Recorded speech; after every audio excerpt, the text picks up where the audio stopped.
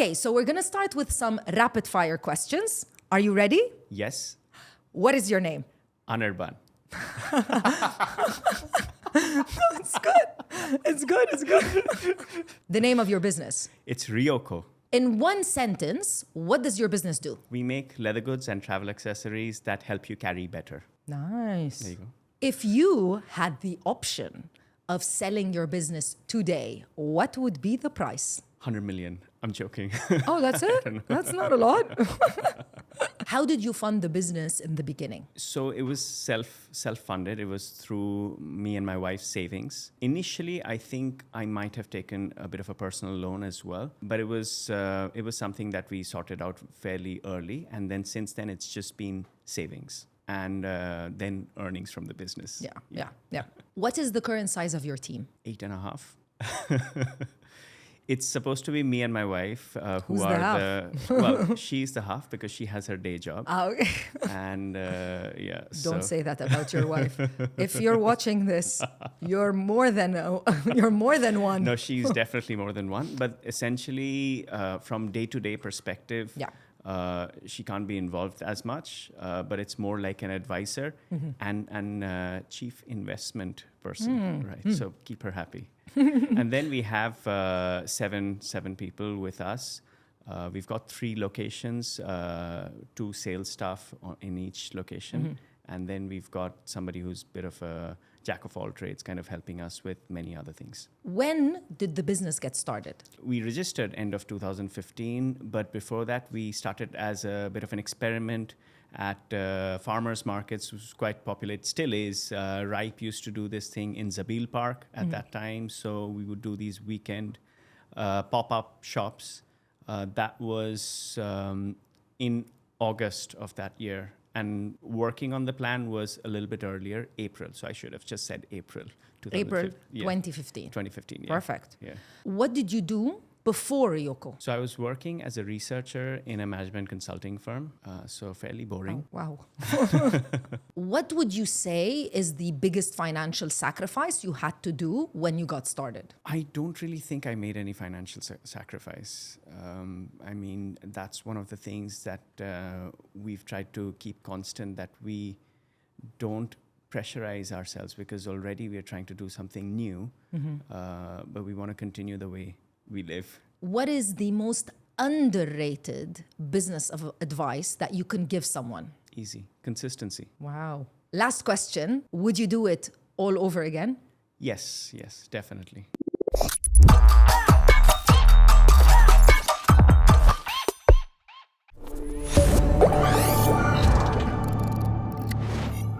So, as you know, the reason why we're highlighting e-commerce businesses and focused on the Middle East is because we found that there was a very big gap.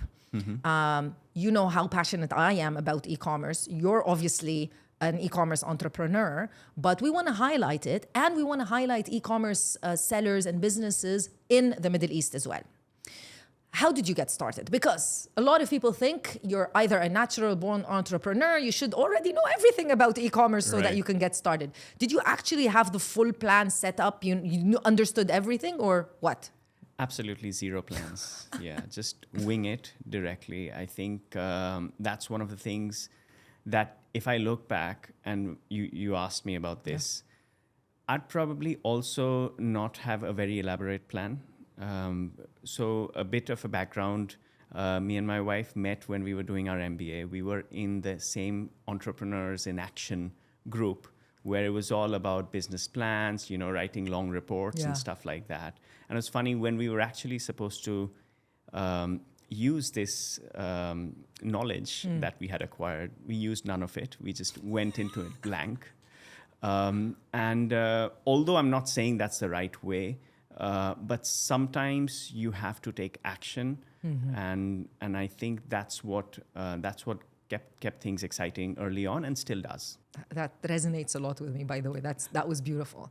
How did you come up with the business, though? Because like we talked about, you don't necessarily come from this background. You're not like an inventor. You weren't, I don't know, were you selling lemonade at when you were 6 years old? You know the standard cliche. Yeah. How did you come up with the brand? Was it because you wanted to have an e-commerce brand, or did you just come up with the brand because you saw a gap in the market? Walk us through a little bit of the story. Sure, yeah. I mean, it wasn't really commercially led, to be honest. And yes, I felt there was a gap in the market, but it wasn't the gap that I noticed in other people or surroundings. It was something that I noticed in myself. So essentially, I wanted to make things that I would buy. And yes, I mean, we've heard this a lot of times.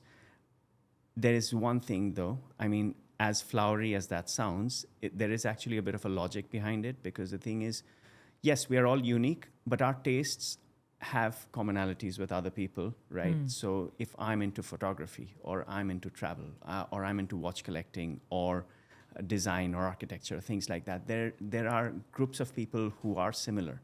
So if I try to make sure that there are things that we're making as Ryoko that I, as an end user, would love, then there'll be other people as well. So that automatically does your research for itself. That if I can make sure it's good enough for me, then there'll be a lot of other people, and then those people kind of come by and become friends of the brand, and then they kind of add a few more ideas. So that's how we kind of looked at not the gap in the market, but the need of a few people, or I'd say not need, but a want. So it's like you kind of built a community or a tribe for this brand. That was the objective of these products. True, yeah. Okay. Yeah. Did you start off with designing the products and then thinking, okay, how do I sell them? Or did you start off with saying, no, it's going to be an e-commerce. Let me do an e-commerce business, and then start out with the product itself? So it started with both me and Noon. We wanted to obviously, travel is one of the things that everybody loves. They want to put in things of like their hobby. Oh, I love traveling and things like that. So, I mean, we like that as well. But one of the things was combining photography with it. So this was back in 2015 where phones were still okay. You still needed a camera and things like that. And we noticed that, getting a DSLR or even a mirrorless camera was a bit bulky, and to carry these kind of nylon bags, it doesn't look good when you're traveling. Sometimes you want to look the part as well. And that's where I thought that, what about maybe a leather camera bag that can kind of double up to be something else as well? So that's where the whole idea came. And this bag needed to be something that could be compartmentalized to have specific spots for lenses, memory cards, and stuff like that. And through the week, you can take out these slots and make it a regular work bag. So that was the idea. But there were other things as well we are making around it. But that's where it started. And it was definitely not a gap in the market. There weren't people screaming, why don't I have a leather camera bag? Yeah. But we thought that if we could make something like this, that could be interesting. That's actually quite smart, because you pay so much money for a camera.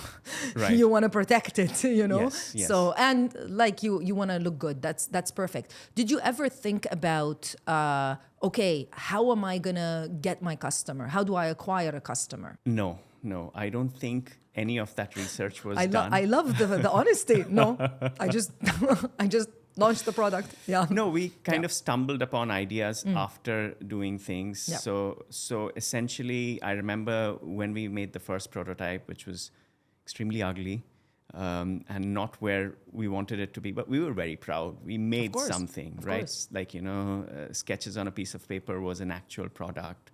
So, I mean, we just carry it around, and like randomly, if we saw somebody with a camera, we'd ask them, hey, what bags do you carry your cameras in? Would you ever be interested in a leather camera bag and things like that? So it was not just that. I mean, at that time, that was the big project, because it's not a simple project. It's complicated. But we had other things as well, which were focused around what we called everyday carry. It's actually a hashtag as well. It's called EDC. So there would be wallets. There would be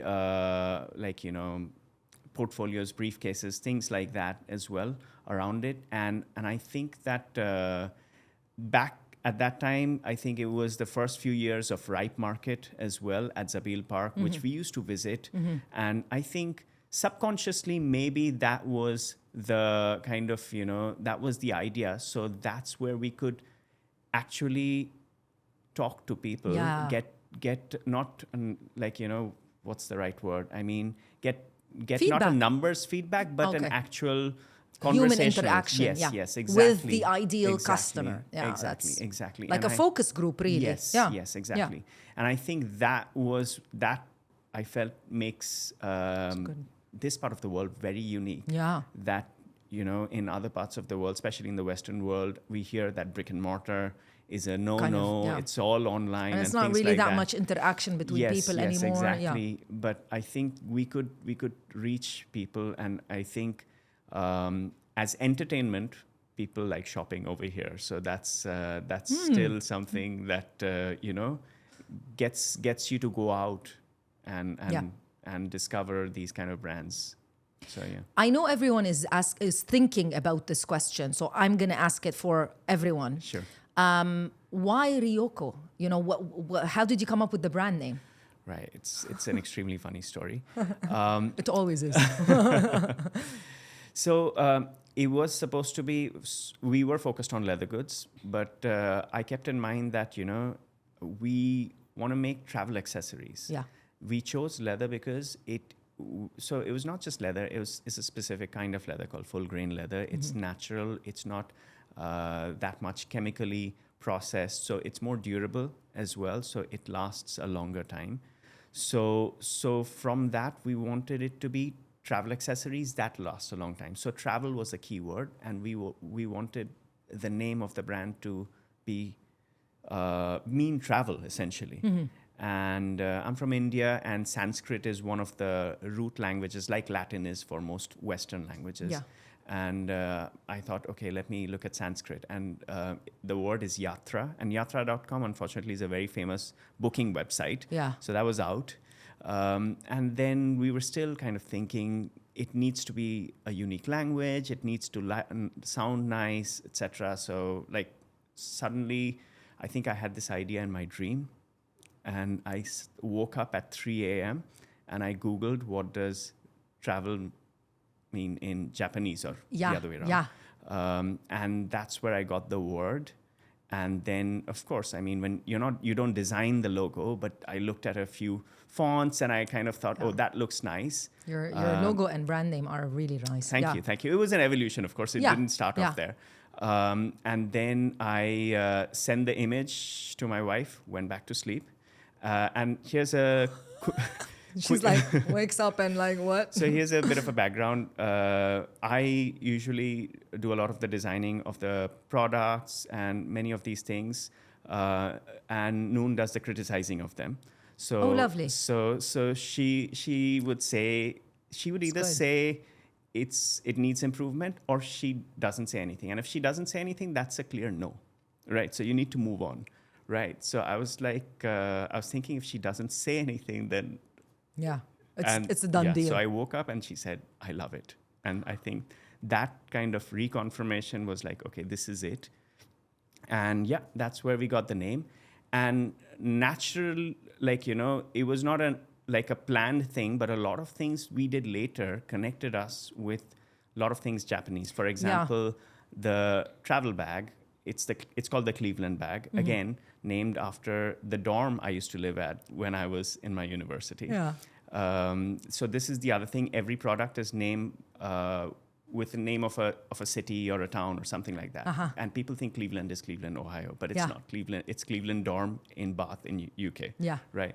So essentially, it looks like a bit of a Indiana Jones kind of an old school bag, but inside there's specific pockets for everything like a modern traveler would require, including specific slots for memory cards and camera batteries and things like that.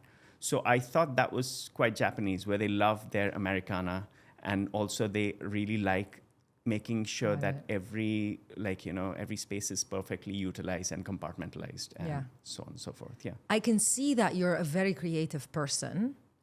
So I do understand that you've got that nailed down, But for anyone that's watching, they could not be a creative person. They could be a different type of and that's True. why being having a partner who you trust, of course, I Right. think that's very important. That helps you balance out because as a creative, you can go, you can build so many different dreams, and then you need someone to say, okay, no, Yes, let's yes, let's true, bring true. it down. Right. Let's do that. So that's absolutely great. Now, one thing just to talk about is the fact that at the end of 2015 or maybe early 2016, you said, okay, I'm going to go all in. Right. I'm going to leave everything and I'm going to focus on this business. Right. How scary was that? And how did you make that? How did you make that decision, really? I think, again, it might sound funny, but it wasn't scary at all. Really? Yeah. And different people have a different opinion. Of course. But I think it really boils down to our own personalities, right? And also the ability to think what risk really is, right? So for somebody, something can sound very risky, and for somebody else, that could sound simple. Yeah. But then for the same set of people, if you ask them a different question, person A might say, oh, that's really risky. And so for me, that was not scary because I really thought that we could make this work. And that's pretty much it. It wasn't scary, but yes, it was a little bit different from before, where whatever revenue we generated was really, just data at that time when I had a job, right? Yeah. And then for that revenue to be something that initially sustains the business, if not myself, that was scary after I did it. So it was almost like after I got into it, I was like, ooh, what do I do? I have no more parachutes. I have nothing to fall back on. And Yeah. then you end up doing a lot of things that that are on the list, but you don't quite enjoy doing, right? So it was, for me, it was away from like the corporate world, was like, I didn't want to get into these meetings and do these discussions and like, pitch the idea and stuff like that. But that was something that I had to embrace at that point of time. Being a new brand, like, have meetings which I thought was good, and then they'd come back with some sort of a ridiculous request, which will make me doubt, was that really a good meeting? Okay. So these things were things that I kind of got into more because I had to make sure that this works. But we found our way eventually. Yeah. So one of the things that I want to ask you and to potentially highlight is the fact that of, the geolocation, let's say, of where we are at as entrepreneurs. We're in the Middle East, Right. which for a lot of people that I talk to who are not from the region, not really familiar with the area other than what they see, on YouTube or on the news Right. or something like Right, that. right.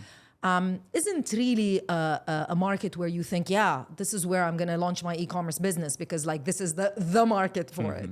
It doesn't naturally come as a thought. Do you feel like the fact that you are presently in the market, obviously you sell anywhere you want, but you started off from the Middle East and you're currently located in the Middle East, does that give you any type of advantage? Yes, absolutely. I mean, in the simplest of terms, most of us are, well, a majority of us are expatriates. We've come here, we've lived here. Some of us have lived for 2 years. Some of us have lived for 15 years. Yeah. Others have lived for 6 months. And there are a set of people who move on after 2 years, move on after 5 years, so on and so forth.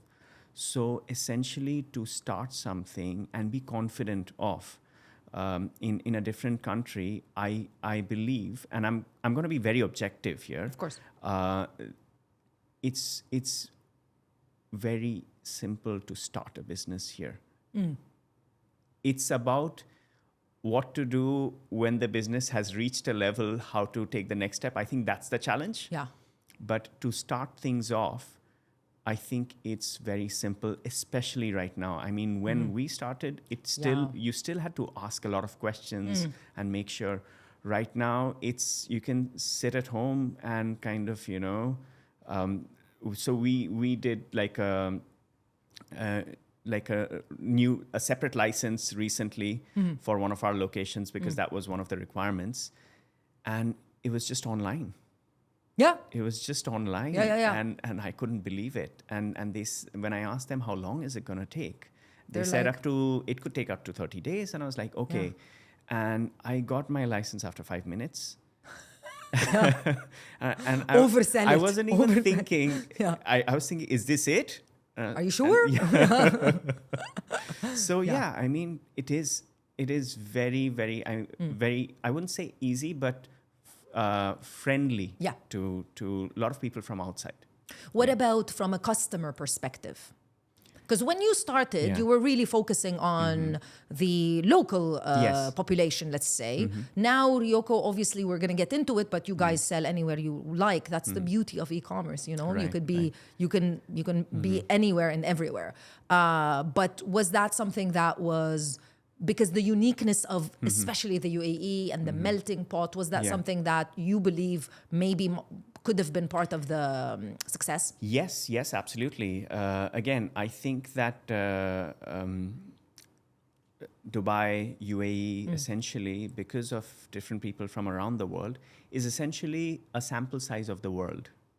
Oh, So- that's really smart. Yeah. So I didn't think about it that way. So Yeah. you get a very quick idea of what different people from different parts of the world like very quickly. You notice things. Like one of the things we noticed was a lot of customers from South Africa, they love the naturalness of a lot of products like natural leather, wood. They would always, and I think that's a very cultural thing. And we noticed these things, and we knew if somebody was South African, what were the items that they'd like. So there were interesting, yeah. again, and I mean, I'm not saying Yeah, of course, specific not country, everyone, but there were different types of demographics, because the thing is they could be from any part of the world, but they are into watch collecting. So by the way, we do custom made watch straps as well. So that kind of also got a lot of watch collecting community to connect with me. And then we talk about watches and then kind of look at the accessories. Similarly, it was about cameras. So what kind of lenses are you using? So it was these communities that were there in Dubai. And of course, if they're here, they're anywhere in the world. We also went into e-commerce from day one, actually, to be honest, even though we were testing the market in these outdoor events. And then we actually did have a retail partner fairly quickly as well. But online was something that was important to us from day one. So we've been like on Shopify from like very early, I think from July 2015. So, straight out of, okay. Yeah. I mean, I was a big fan of Shopify and all these things. So, yeah. So let's get into that. Presently, you guys are, doing very well. I know you intend to be much better, for sure. We're going to get into it, but you are doing very well. You're a recognized brand. The brand name is absolutely beautiful, and the brand has an ethos. It has an identity, which isn't always easy for a lot of brands. And one thing is, a lot of people always say, oh, the market is so saturated. You're really showing that actually, no, you can still have great products and find your tribe, find the people that are looking for that product. Right now, you're also doing a hybrid model, e-commerce and retail. We're going to get into it. But what is your current customer acquisition plan? Do you advertise online? Do you dance on TikTok? What do you do? We want to dance on TikTok. Yeah, yes, why not? Yes, definitely. Actually, that's a great question. I think that these things kind of keep changing a lot. Especially last year has been so interesting with AI, with a lot of... so advertising, it's let's say Facebook, Google advertising and things like that, but they now have these kind of AI-based what you call campaigns and stuff like that as well. That has quite changed a lot. And I think that that's one of the key areas. Then we also have our locations. Yes. We have a store in Wafi Mall. We have one in Reem Mall in Abu Dhabi. And we recently opened a kiosk in Nakheel Mall. Nice. Opposite Waitrose. So these points are obviously to sell.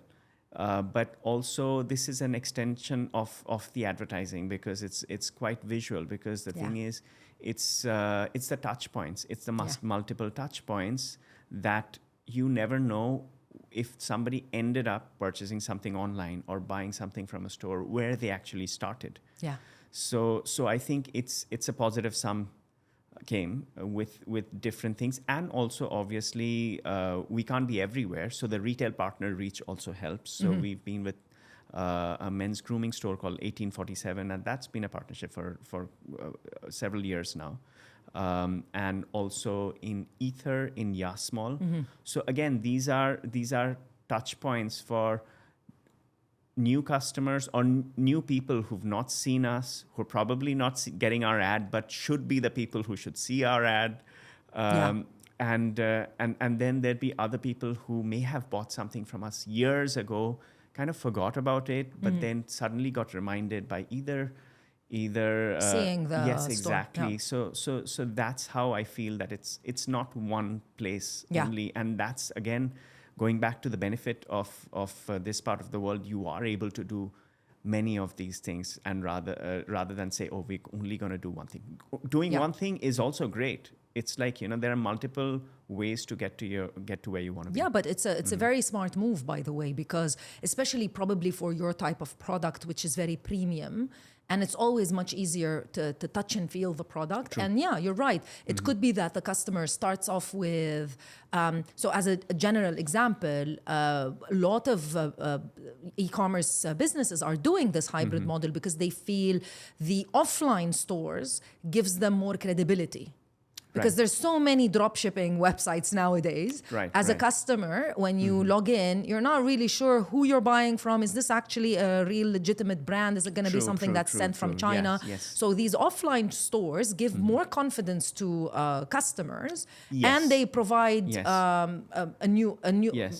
different touch point. So very, very smart. But how did you make that decision? Was it like somebody approaching you saying, how about you open a store? Or was it you actively having that project in mind? I would say it's a little bit of an old school mentality. Yeah. Because we've grown up going to stores and shops and things like that. I don't know what you're talking about. I'm not of that age. However, I do see a lot of brands right now who don't, I wouldn't say don't believe in it, don't think it's necessary. Yeah. So for them, I would say that if you know your game, just and clearly they do, that you should go for it. And I really like it as well. Sometimes when even like Instagram profiles would say no physical shop, right? So they're right away shutting that down. Yeah. Don't visit us. Yeah. Just no. Just don't ask. Yeah. So, but the thing is, it was just the interaction. It was the interaction, and I think that's when you asked me earlier, would you do this all over again? I think the sheer number of friends that we've made through having the brand is definitely more because of that face-to-face interaction that we've kind of opened up. So there'll be events as well. So for example, Dubai Design Week has these kind of like a design market. So us going there, talking to people, having these long conversations, these are real things. And I think that kind of helps. I wouldn't say just the credibility, but just the memory of, okay, how long this brand is with you. Yeah. In the long term. Yeah. What is currently at present, what does your day-to-day look like as a founder and a business owner? Depends of which time of the year it is. Oh. So the last 2 months of the year it's like a headless chicken, really. Although I managed to travel, and luckily we opened the kiosk whilst I was traveling. So that's a big achievement for me for not being there, because I think one of the things with, I wouldn't say entrepreneurs, but solopreneurs, is that you're not running the business is running you. Yeah. And I think that although it was stressful not to be here while the location opened, but it was reassuring to know that it was possible. It is possible for you to go on a holiday at the busiest time of the year, which is a no-no, by the way. So nobody should do that, even though I did. Don't listen to what I say, not what I do. Yeah. So at that point of time, it was much more hands-on, making sure, and we also started second half of the last year, we started doing a lot of corporate gifts. So that's again a new That's a good area idea, as well. Yeah. So it was fulfilling the orders, making sure that things come on time Yeah. and get made on time. Yeah. So that was it. January is going to be much more structured. It's going to be back to regular meetings. Yeah. Building processes and systems and things like that. I love what you're saying, by the way, Right. because a lot of what we talk about is that as an e-commerce business owner, obviously you have to get started from zero, which you guys did, Right. and you started all by yourself. But you have to get to a point where you have to put the right team members in so that you can have time to constantly be growing the business and not just operating the business. Right. Absolutely. I'm sure you're not obviously at that full level yet, but you are at a level where your day-to-day, you focus on the operations of the Right. business, and then you've got the support and the things that are True, time-consuming. 100%. Yeah. I think that, this is a very very interesting dilemma. It's like Yes. a catch-22. Yes. So let's say any entrepreneur or solopreneur, like they have an option to go out, work from a coffee shop or close to their store if they have one, or they could sit at home and just kind of get things done. When they sit at home, get things done, a lot of things would be achieved. When they sit in a coffee shop and they're working whilst doing other things or out and about, they probably only get 20% of the things done. Yeah. However, they might meet that one person Exactly. that will change the course of their business forever, right? So I think meeting more people is very, very important, and that's what eventually all of us will be doing, whether we are hands-on, because we designed a lot of things, even tweaked the coding of the website early days ourselves, took all the product photography and things like that, and at some point of time realized we're kind of good at it. But does that mean that you do it? Not really, no. Yeah. You have to find somebody else, and if that somebody else is not up to what you want them to be, don't worry. Let them be less. Yeah. But at least you need to do other things. You're removing it off Yes. your plate, per se. Absolutely. Right now, in the present, what are you doing on a day-to-day basis to just basically grow the business? Are you thinking of maybe more marketing, maybe looking at, I know you're maybe doing all of the above, but is there something that you're focusing on day-to-day to say, okay, I just want to push out more units, I want to sell more? What do you currently focus on? It's a combination of many things, really. But if there was one thing that I could say that's the high priority, which kind of takes care of everything, is get through my task list on Asana. That's impossible. I'm telling you from now. So yeah, because the thing is, it is because we make things, right? So it is making sure that the new collection is on track. Yeah. That should get on time. Yeah. You've got that also. Exactly. It is also making sure that I had one good meeting with somebody or 5 good meetings with somebody, but I didn't do the follow-up on time. So the thing is, these things are going to be only fresh in the memory for a while, and I'm saying these things, and I'm guilty of course, messing these things up all the time. Also, make sure that regular normal marketing campaigns go out. Employees or whoever your suppliers, or if you have people who are kind of freelance working on things like that, everybody's kind of basic trained on what your brand is all about. I think it's really a combination. So it depends. It depends is the best answer I can give you. Of course, because that's the real and honest answer. Yeah. So thank you so much for that. So obviously you're growing. what would be the, I would say, vision? I'm not going to say what is your 10-year plan, Right, because right. like, who knows really? But what is the vision for Ryoko? What are you currently looking at objectively to do, or what? Just tell us, what are you planning to do? Right. In the short term, I think a lot of the things that we discovered last year are going to be something that if we effectively execute, we did not do corporate orders for the longest time, but last year was a bit of an eye opener where we thought that, you know what, this is something worth revisiting. And that's something that we will focus on quite a lot this year. It will hopefully help us look at more temporary locations as well, because I feel that the temporary locations is like a billboard where you sell as well. And like meaning like pop-up stores and stuff like that, or kiosks. Absolutely, and things like that. And essentially, at the end of the day, get everybody to the website or get everybody online. And also make sure that we keep in touch with the people who've bought from us. And like, you know, through, I know things like newsletters sounds so old school, but actually we do a lot of communication through newsletters, and people like that. People who are okay with them. Because there are a lot of people who are like, oh, that's too much. No, I think newsletters is a very underrated way of creating a community. True. Especially because we do a lot of things, which is like a mini Kickstarter, wherein we would design something. Because we're the designers, we design something, we'll keep it at the store, we'll ask people, what do you guys think? Oh my we'll God, change that's things so around. smart. And then eventually we would then make the tweaks and then put it out for a pre-order. So we'll do a pre-order. Oh my God, that's so smart. How did you come up with this idea? That's so smart. Thank you. It was. I think because I like the Kickstarter idea, Indiegogo Kickstarter, but they were not available over here. Of course. And maybe you're not at that level even. You're like surpassed that level.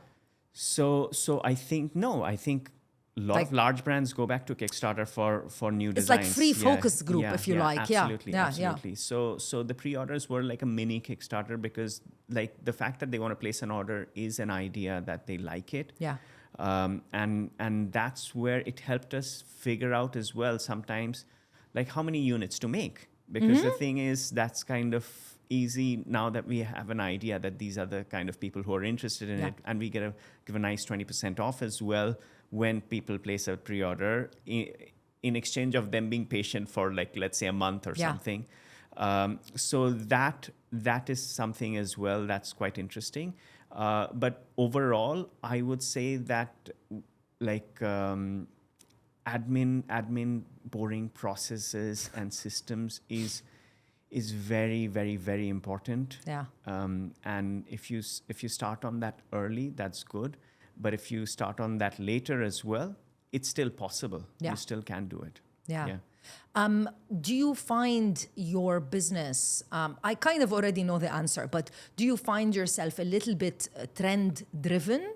Do you look at e-commerce trends or fashion trends, or do you like to stay in your own lane, maybe create your own potential trends? Right. And do you foresee any trend coming up this year or next year that you are designing for or you want to jump on? I think that the answer to that question has really changed for us, because we started with very classic designs, something like for example, an Oxford or a Brogue or something like that looked the same in 1940s like it does right now. So it's kind of stayed the same. Similarly, like a travel bag, like a satchel or something like that, they've looked the same. So essentially, we wanted to keep same designs and tweak them little by little in terms of either small dimensions, like so. Let's say the new 13-inch MacBook Air or MacBook Pro is now the 14-inch MacBook. So does that kind of change the dimensions and things like that? So little things like that would be tweaked. Fashion and trends were not something that we were focusing on, because I mean, when people think leather or leather bags, they think black. We don't do black that much. We do the tan colors, and tan colors are always, everybody thinks it's really risky for somebody to carry like a tan and brown bag to work. Yeah. But I mean, data is data. We, let's say out of 10 briefcases, we've got this briefcase called the Wellington briefcase, which is like the most like office friendly thing.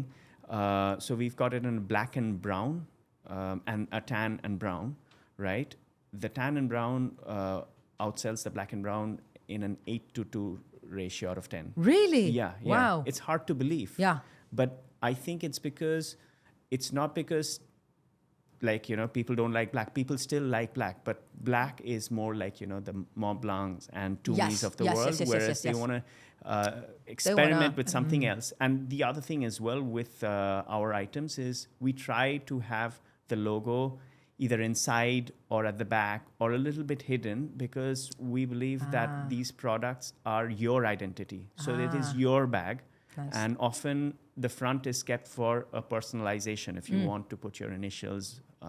So that is the other kind of appeal as well for what we do. So I think that's why trends are something that we have not seriously focused on.